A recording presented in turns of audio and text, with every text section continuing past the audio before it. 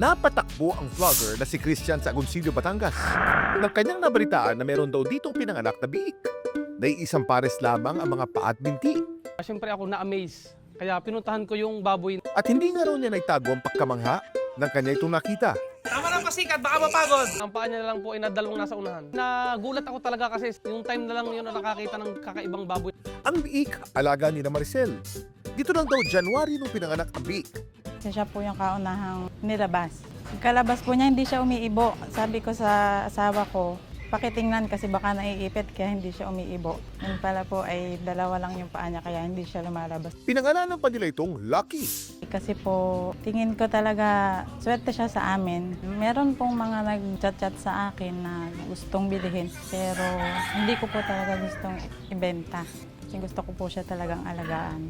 Pero si Maricel, gusto raw nilang maliwanagan. Kung ano talaga yung kasarian. Meron po siyang ari ng babae tsaka ng lalaki.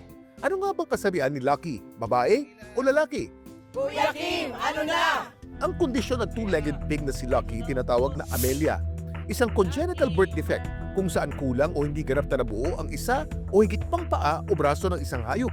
Yung tinatawag nating bilateral hind limb amelia, so nagmukha tuloy siyang two-legged pig o yung bipedal pigs. So ito, bunga ng mga tinatawag nating mga teratological defects na problema during the embryonic development ng ating mga baboy. May iba't ibang rason kung bakit nangyayari ito, gaya ng genetic mutation, problema sa pagdevelop ng embryo, impeksyon o kakulangan sa nutrisyon ng kinahing baboy habang ito'y buntis, o di kaya exposure sa toxins o chemical. Depende dun sa severity, usually may mga baboy na hindi na nagtatagal, pero may mga cases din naman tayo na tumatagal. Sa tanong naman ni Maricel kung ano nga ba ang kasarian ni Lucky, ayon kay Doc Aris, si Lucky posibleng isa raw male pseudo-hermaphrodite. So sa nakita nating video, merong testicles, pero nakita din natin that meron siyang rudimentary genital na nagmukhang genital ng isang babae. Hindi ito normal at ito ay nangyayari lamang sa mga baboy na nakaranas ng, let's say, infection, malnutrition, or deprivation ng kanilang mga blood supply during the